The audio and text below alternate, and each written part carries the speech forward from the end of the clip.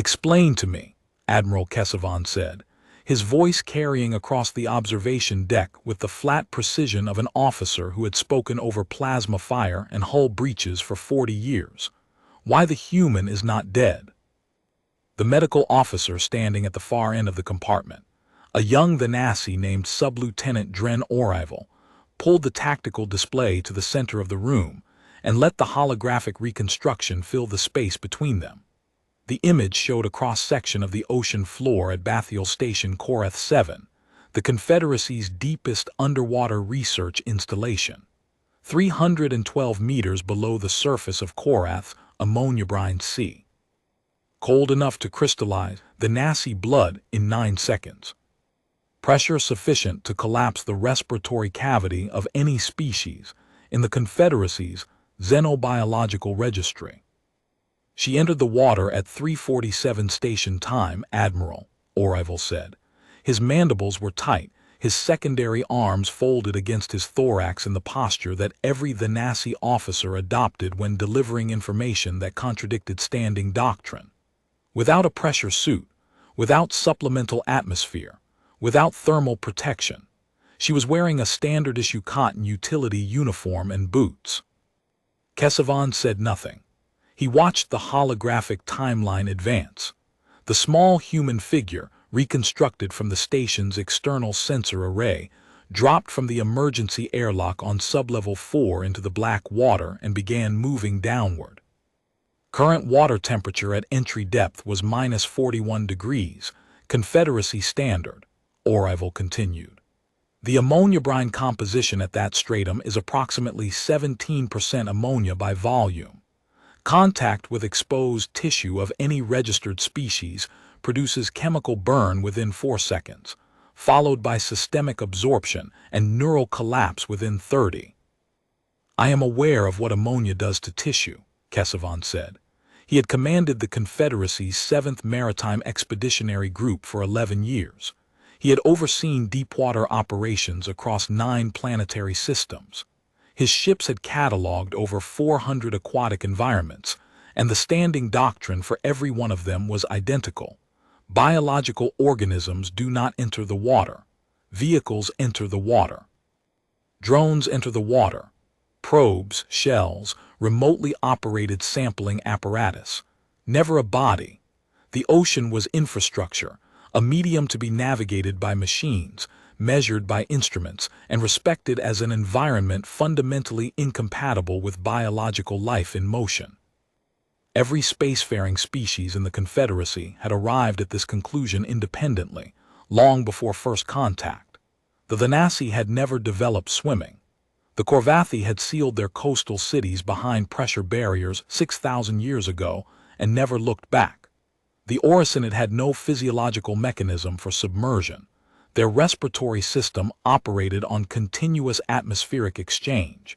Interrupting it for even a few seconds triggered cascading organ failure. The Vetheni, whose homeworld was 70% ocean, had evolved exclusively on their archipelago chains, and regarded deep water with the same institutional dread that most species reserved for hard vacuum. Water in Confederacy doctrine was not a place. It was a condition, like radiation, like vacuum, like fire. You built systems to operate within it. You did not go there yourself. Reclassified had spent his entire career enforcing this doctrine. And now, a human woman in a cotton shirt had walked through an airlock and dropped into a -41-degree ammonia ocean, as if she were stepping off a curb. "Continue," he said. Orival advanced the timeline. The holographic reconstruction tracked the human's movement through the water column with the dispassionate precision of an automated system that did not understand what it was recording. She descended 7 meters in the first 15 seconds. Active propulsion. Her limbs were in motion. The station's sonar array registered her as a biological return, which the system flagged as anomalous because nothing biological had ever been detected in the water column outside of microbial surveys. "The system flagged a person swimming as anomalous," Reclassified said. "Yes, Admiral. The classification algorithm did not have a template for a macroscopic organism in voluntary motion in the water column. It attempted to classify her as a detached equipment module, then as a large predatory specimen of local fauna, which does not exist at that depth, and finally defaulted to unclassified biological contact. That classification triggered the automated proximity alert, which woke the duty officer. Kesavan turned from the hologram and looked through the observation deck's main viewport. Korath 7 sat on the floor of a trench in the planet's northern hemisphere, a cluster of pressurized modules connected by enclosed transit tubes. Through the viewport, the water was black. Absolutely, comprehensively black. The station's exterior lighting illuminated a sphere of perhaps 40 meters in every direction, and beyond that was the kind of darkness that had no bottom. The human was out there somewhere. She had been retrieved. Kesavan knew that much from the initial report, but she was somewhere in the station's medical wing, and the medical staff had requested that he not visit until they had completed their assessment. That request had been made 3 hours ago. Kesavan had honored it because he was not yet certain whether the human was a casualty, a prisoner, a diplomatic incident, or something else entirely. He was beginning to suspect she was something else entirely. "Tell me about the circumstances," Kesavan said. "Why did she enter the water?" Orival hesitated. The hesitation was brief. A Venasi officer's training ran deep, but Kesavan noted it. The station experienced a coolant line failure in the external thermal regulation array at 341, Orival said. The array maintains habitable temperature inside the station by cycling thermal exchange fluid through a network of exterior pipes. When the line failed, the system began losing heat to the surrounding ocean at a rate that would have rendered the station uninhabitable within 6 hours. Standard repair protocol. Deploy a maintenance drone from the exterior bay, locate the failure point, and either patch the line or reroute flow to the backup circuit. Estimated repair time, 40 to 70 minutes. And the drone. The drone bay doors were frozen, ice formation in the actuator mechanism. The secondary bay had experienced a power coupling failure 2 days prior and had not yet been repaired. There were no operational drones available for exterior deployment. Kesavan felt the familiar cold arithmetic of command settle into his thinking. A station losing heat. No drones. Repair window narrowing. He had faced equations like this before. The answer was always the same: evacuate or wait for external support. You did not send people into the water. The station commander, Lieutenant Commander Voles, initiated emergency evacuation protocols at 3:44, Orival said. The Deepwater shuttle was prepped for departure. All 17 station personnel were mustered. Dr. Elena Vasquez, the human, was among them. She was assigned to Korath 7 as a consulting geothermal engineer under the Joint Scientific Exchange Agreement. She had been on station for 11 days. 11 days, Kesavan repeated. Yes, Admiral. She asked Lieutenant Commander Voles 3 questions. First, the location of the coolant line failure. Voles told her it was on the exterior hull port side, junction 7, approximately 9 meters below the main airlock. Second, the tools required for a field repair. Voles listed them: a molecular bonding applicator, a flow clamp, and a sealant cartridge. Third, whether the emergency airlock on sublevel 4 could be manually cycled. Kesavan's mandibles went still. Voles told her it could. He did not understand why she was asking. She left the mustering bay.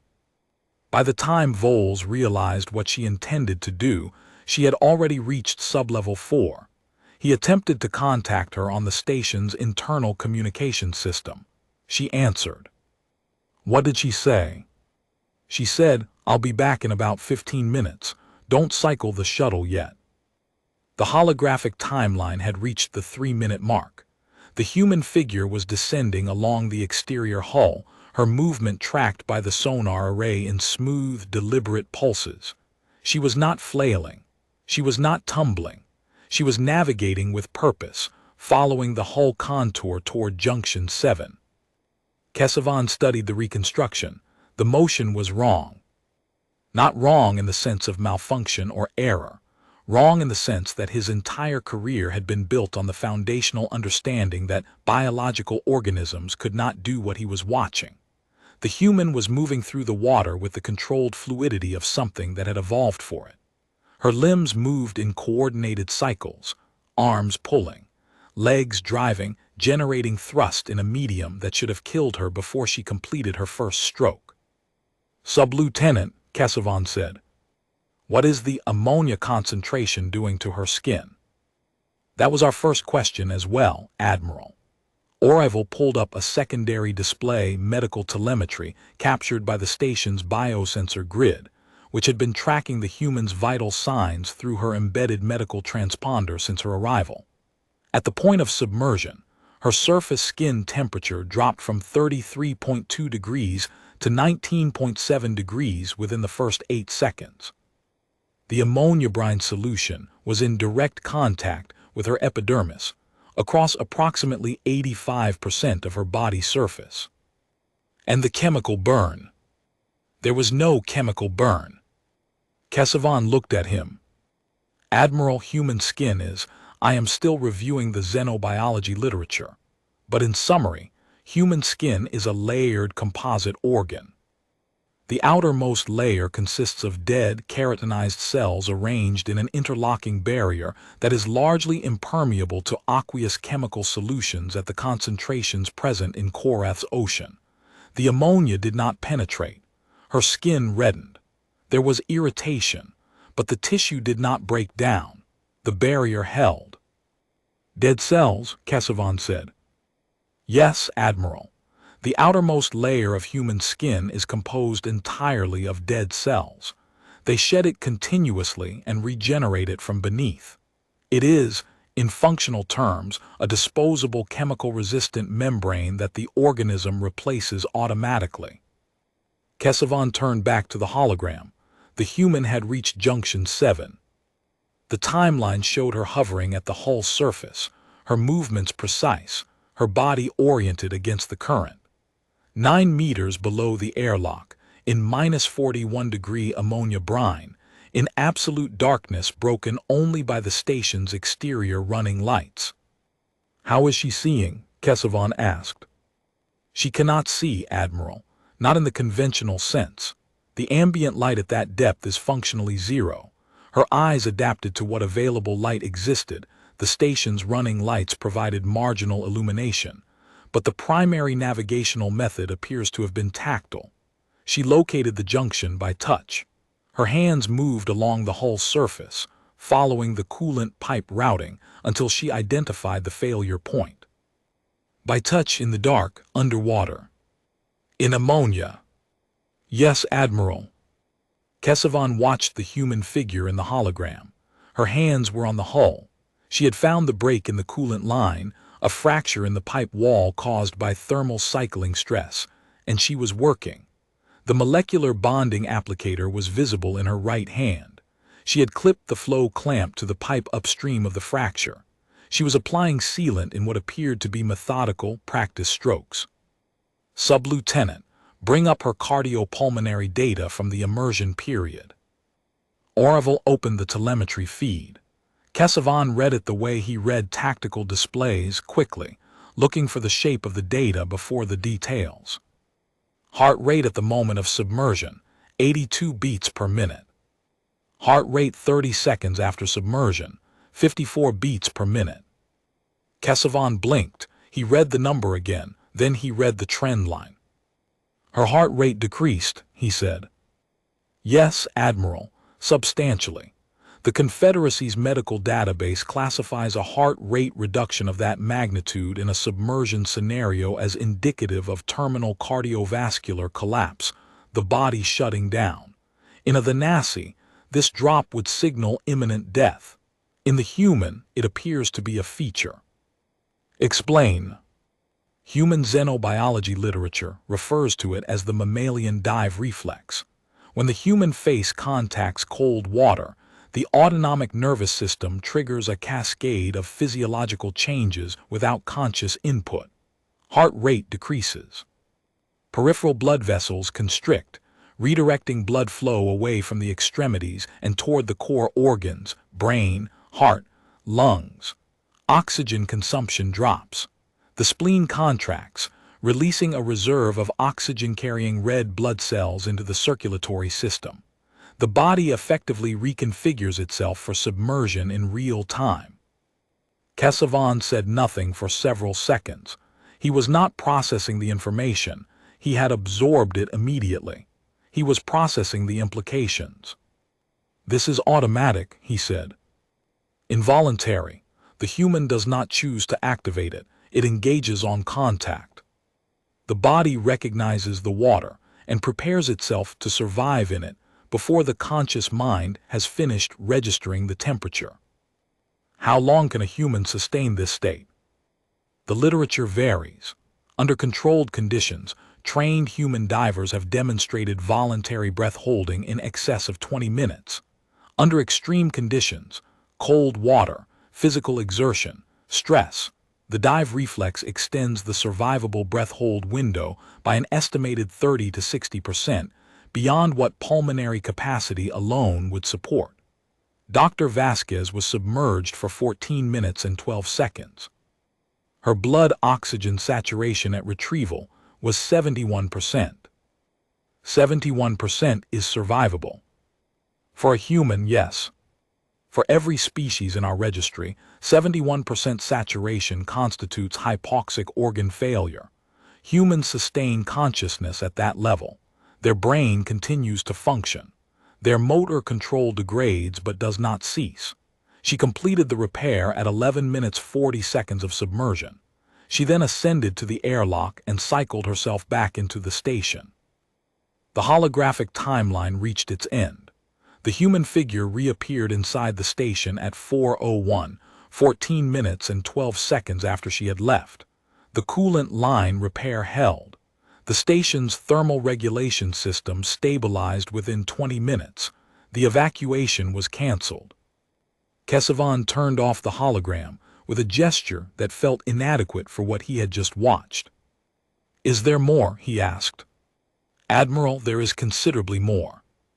Kesavan looked at Orival and saw something he did not often see in a Venasi officer: genuine epistemic distress. Not fear.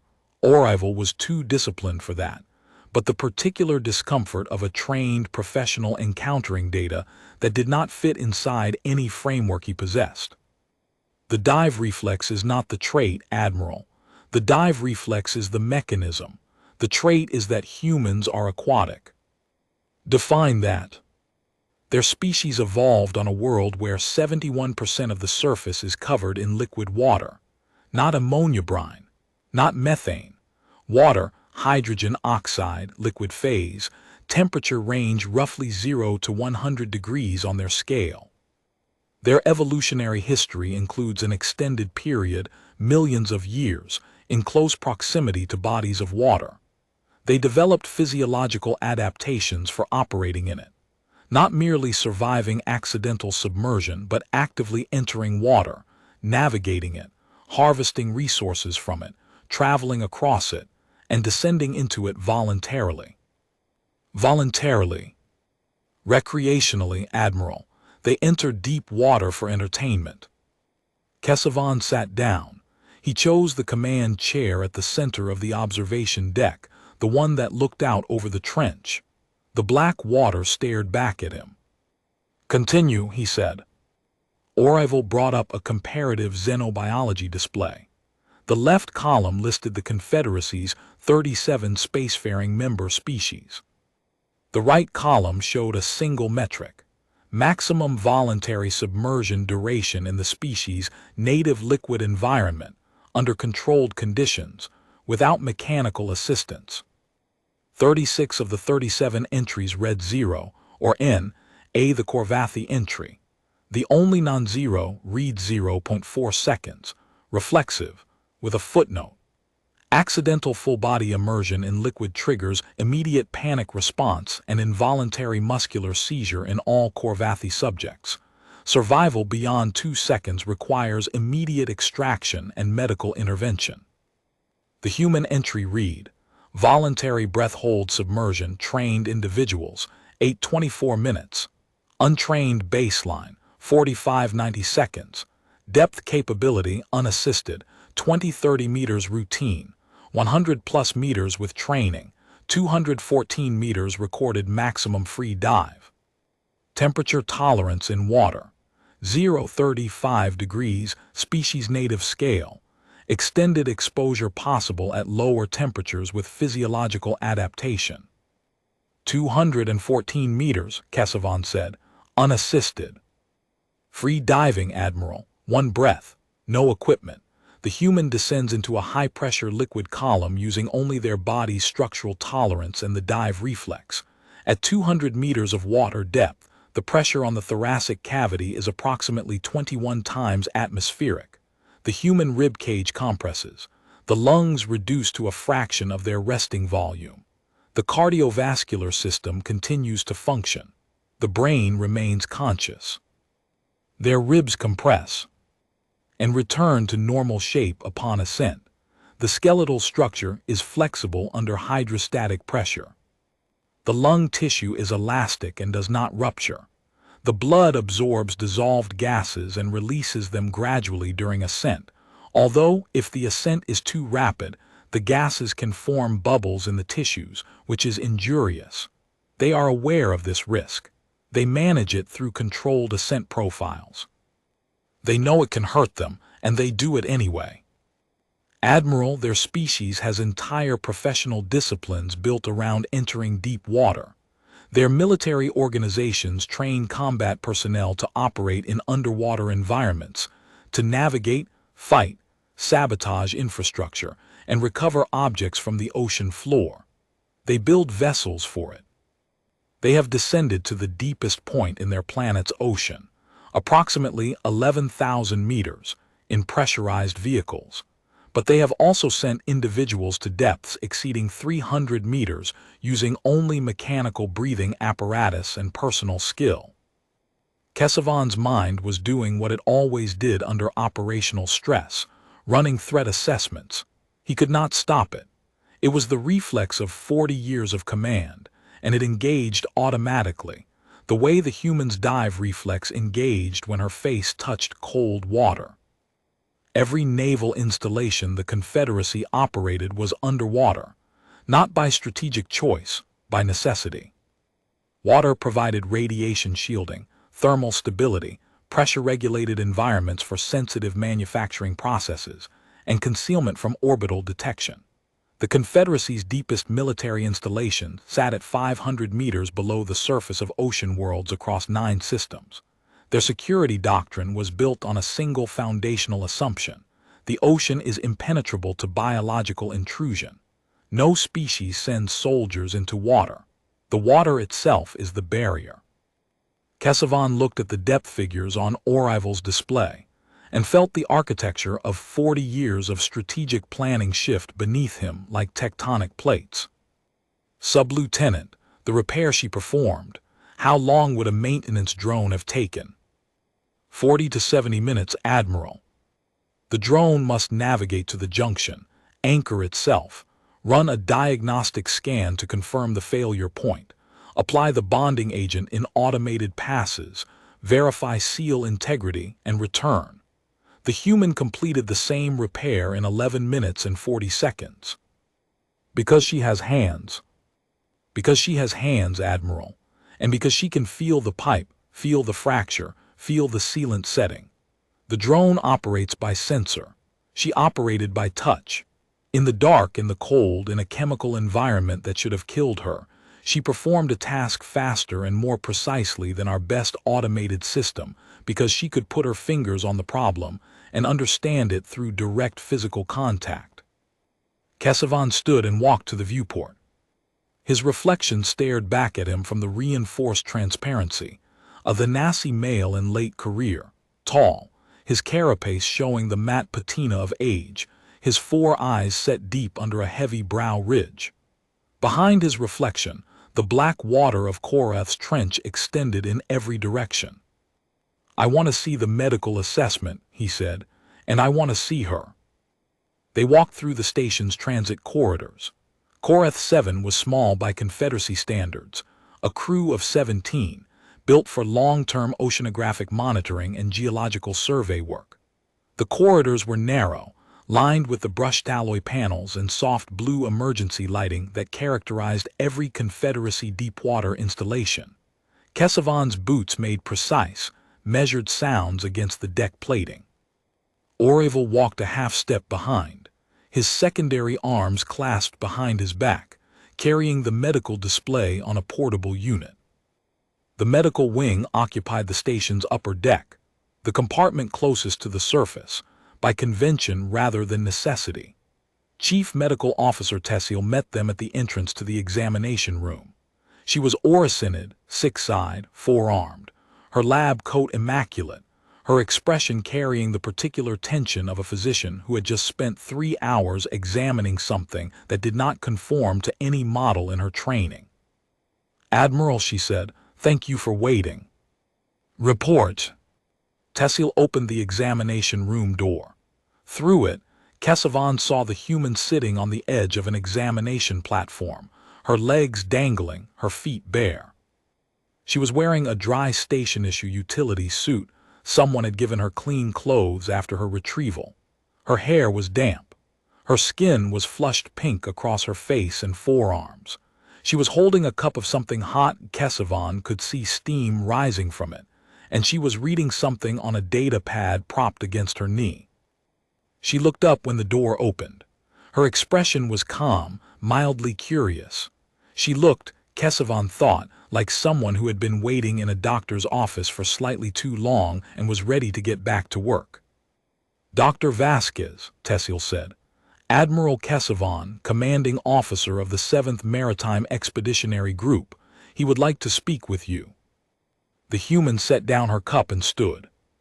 She was shorter than Kesavan by nearly a full meter. Humans were small. He knew that, every report said it, but she stood with a particular solidity that had nothing to do with her height. Her weight was centered. Her shoulders were level. She looked at Kesavan the way she might look at a colleague who had walked into a meeting 5 minutes late, patient, unhurried, entirely unintimidated. "Admiral," she said, "I hope the coolant line is holding. I wasn't sure about the sealant compatibility. I've never worked with that compound before, but the molecular structure looked similar to a marine epoxy we use back home." Kesavan stared at her.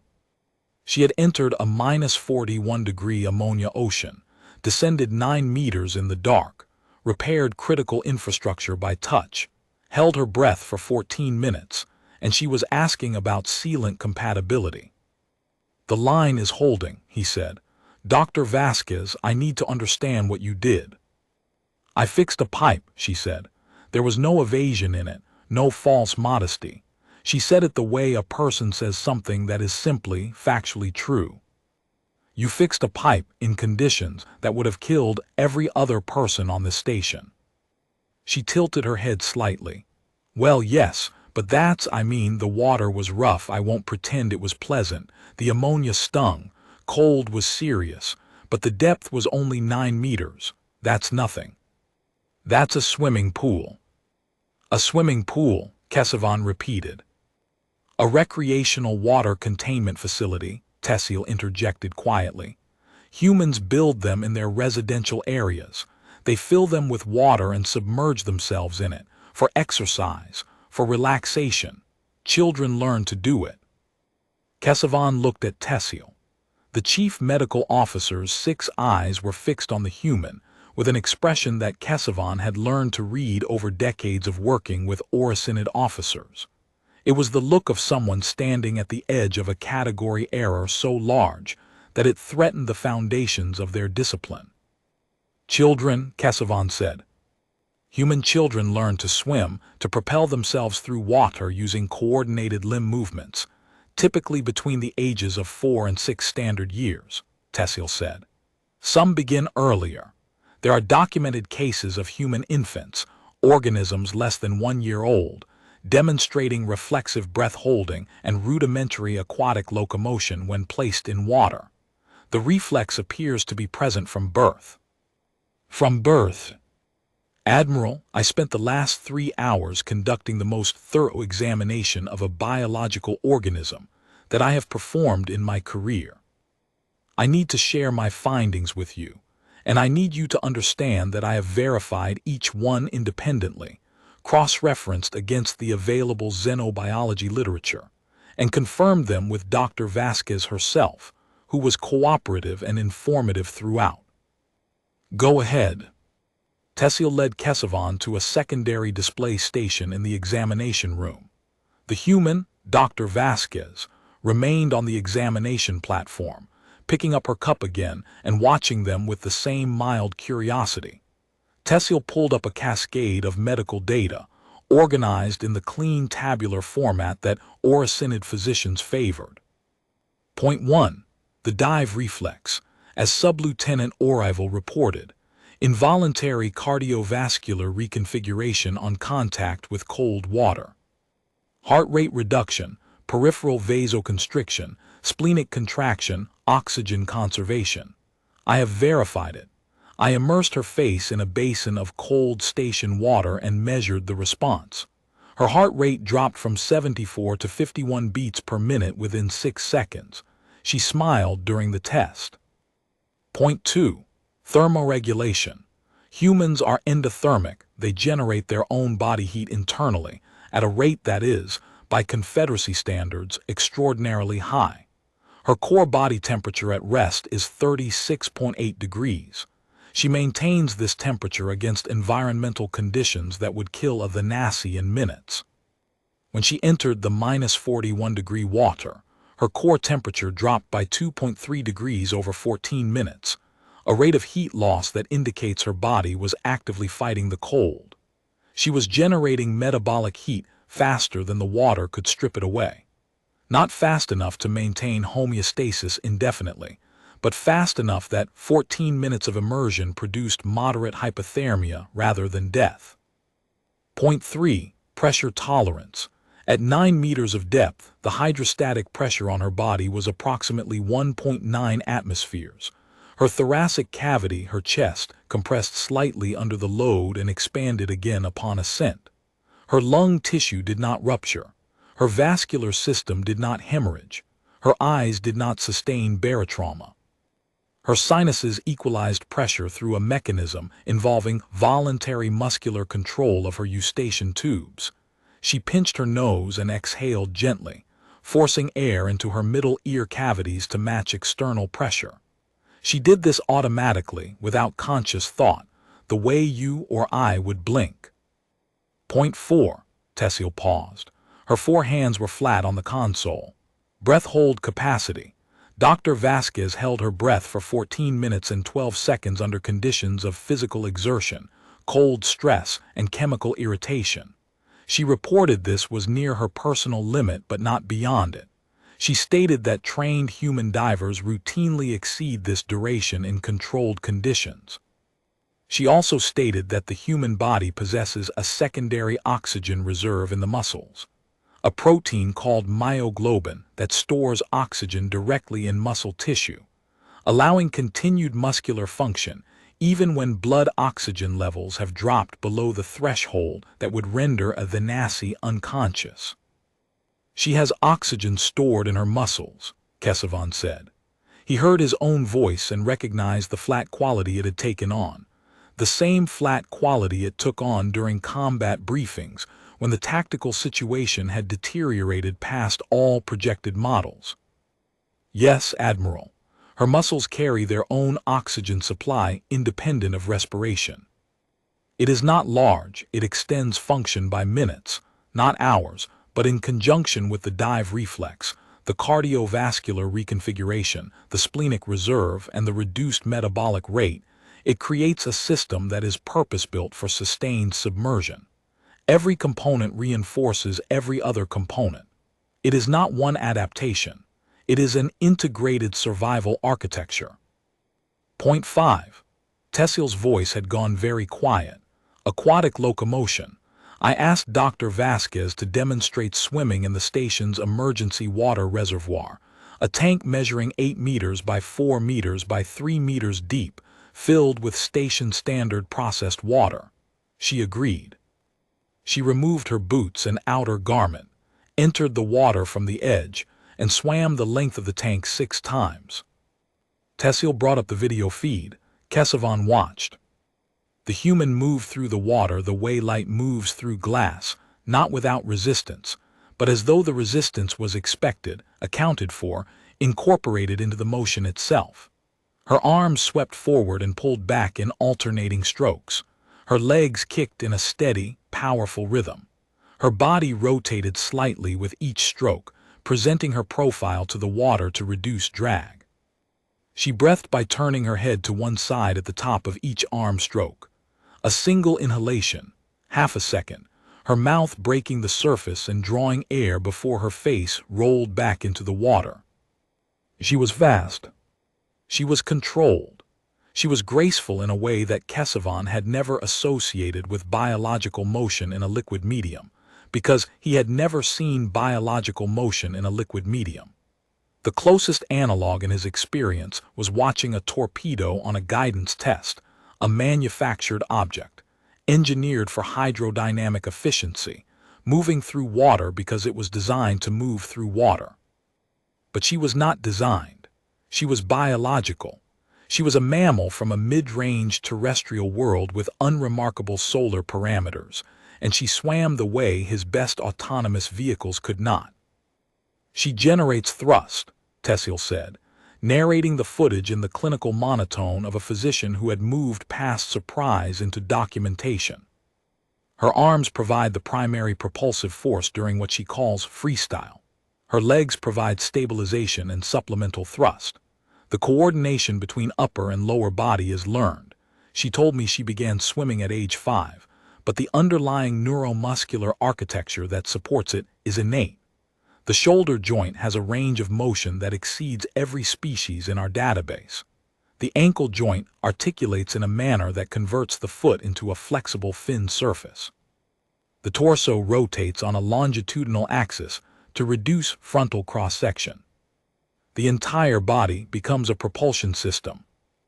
Kesavan watched the human reach the end of the tank, touch the wall and reverse direction in a single fluid motion, tucking, spinning, planting her feet on the wall and driving off it with a force that sent her gliding half the tank's length before she resumed stroking. It was precise. It was practiced. It was a thing she had done 10,000 times. Speed, he asked. In the station tank, approximately 1.8 meters per second. She described this as a comfortable pace. Human competitive swimmers, their species selects individuals for aquatic speed competitions, achieve speeds exceeding 2.2 meters per second over short distances.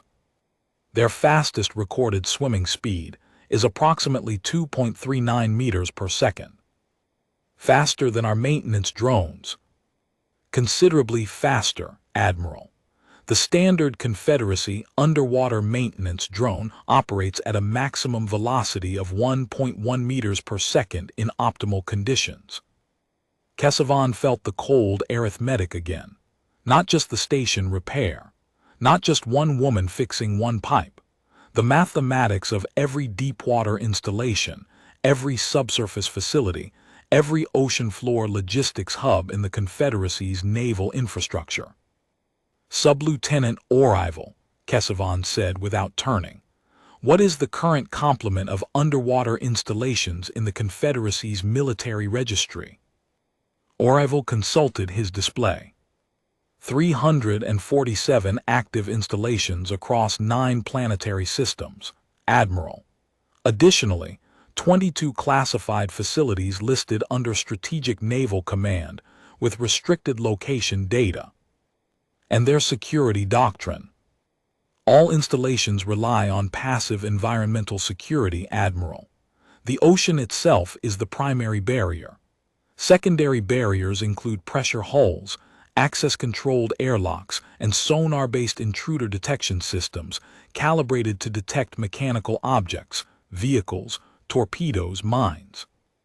There is no protocol for detecting or intercepting a biological organism approaching through the water column, because the assumption is that no biological organism would be in the water column.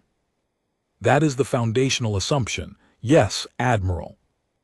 Kesavan looked at the video of the human swimming.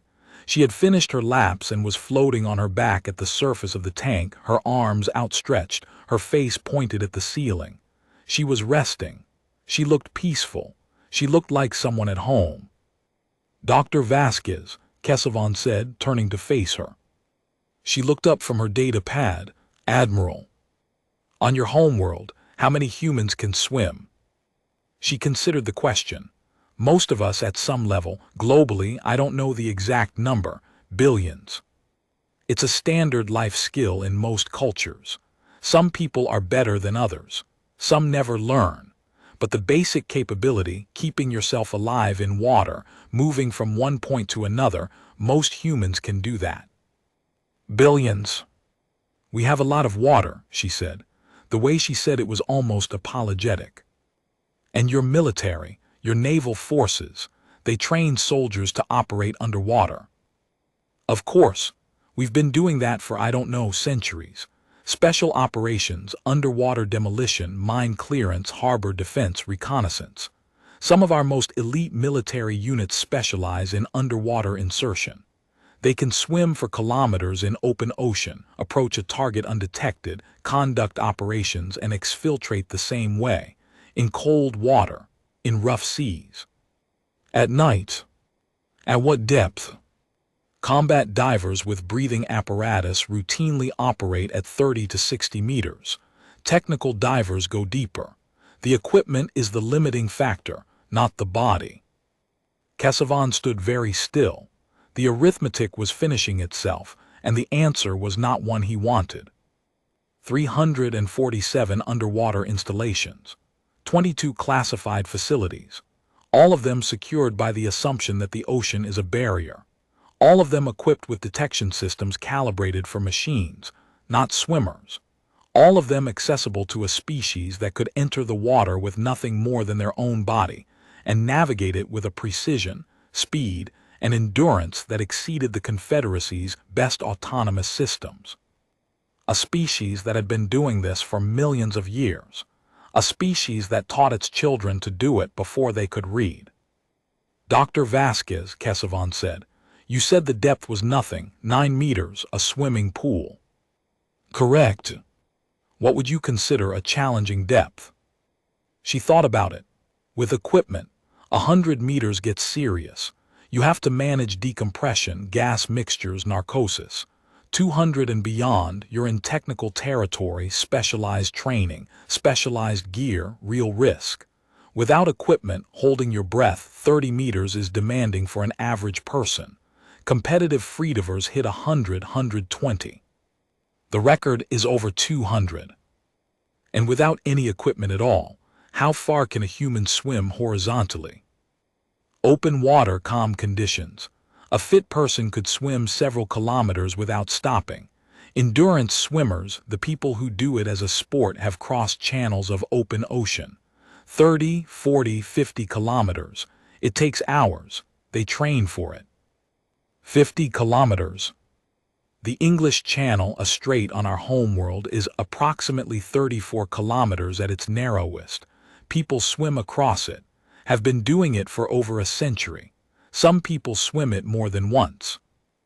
Kesavan turned to Tessiel, Chief Medical Officer.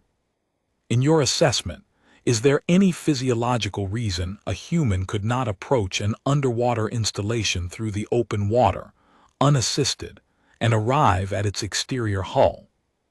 Tessiel's 6 eyes blinked in sequence. If the water temperature is within their tolerance range, and the depth is within their operational capacity, with or without breathing apparatus, no, Admiral. There is no physiological barrier. A human could swim to any installation within their endurance envelope and arrive at the hull. And our sonar systems would classify them as what? As an unclassified biological contact, Admiral, or as noise. A human swimmer has a sonar cross-section comparable to a large marine organism. Our classification algorithms are not trained to distinguish a swimming human from ambient fauna, because the concept of a swimming sapient organism does not exist in our threat library. The observation deck was silent. Through the viewport, the black water of Korath's trench pressed against the reinforced transparency with the patient, implacable weight of 300 meters of ocean. Kesavan sat in the command chair. He was quiet for a long time. The arithmetic was done. The answer was clear, and it was the kind of answer that changed doctrine, not policy, not procedure.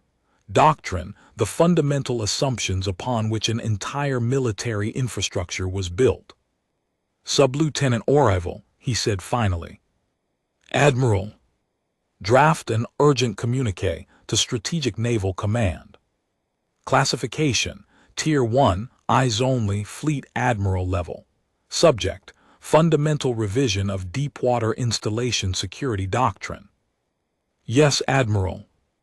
The communique will state the following.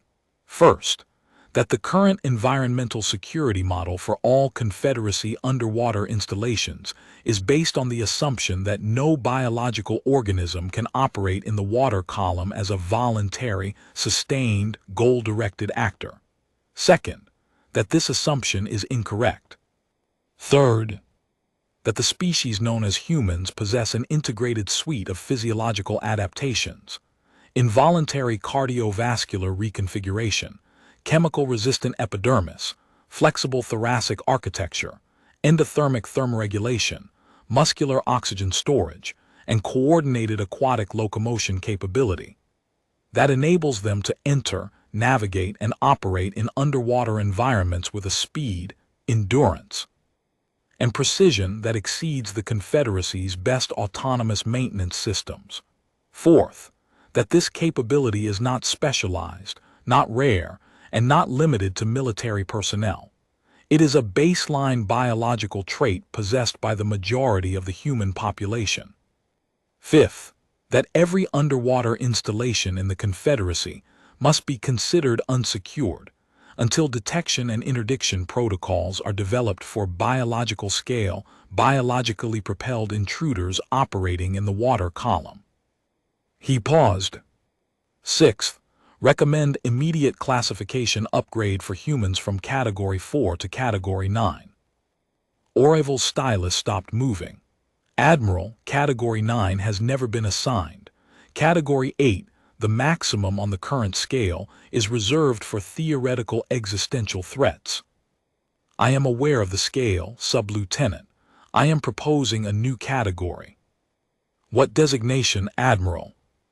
Kesavan looked at the viewport, at the water, at the darkness that he had spent 40 years treating as a wall and that the human regarded as a swimming pool.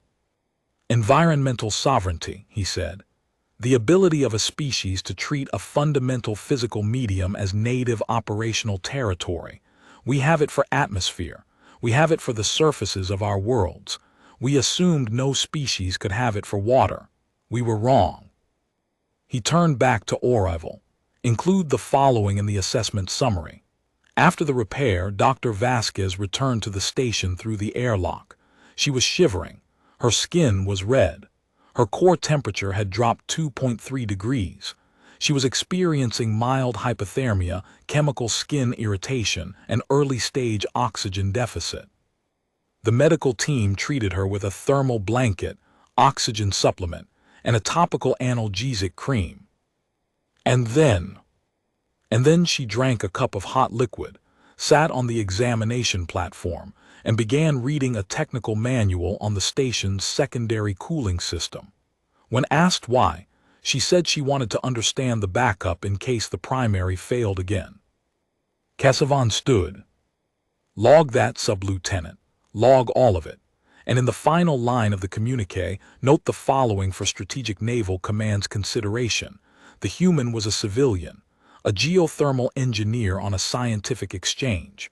Not a soldier, not a trained combat diver, not a specialist of any kind in aquatic operations. She was an engineer who knew how to swim because every human knows how to swim. She fixed our station because the station needed fixing, and she was the only person aboard who could survive the trip to the broken pipe. He walked toward the door. At the threshold he stopped and turned back. She called it nothing, he said. She called 9 meters of ammonia ocean at -41 degrees nothing. She called it a swimming pool. Kesavan left the observation deck. Behind him, the black water pressed against the viewport in silence. He had spent 40 years commanding ships that crossed oceans without ever touching the water. The water was something his vessels moved through, something his instruments measured, something his doctrine treated as a fixed, impenetrable, strategically reliable barrier between his installations and any conceivable threat. The human swam in it for fun since she was 5 years old. Kesavan walked to his quarters, sat at his desk, and opened a new file. He stared at the blank page for a long time. Then he began writing the longest operational security assessment of his career, beginning with the only honest first line available to him. We have been building fortresses in the one medium a human calls home.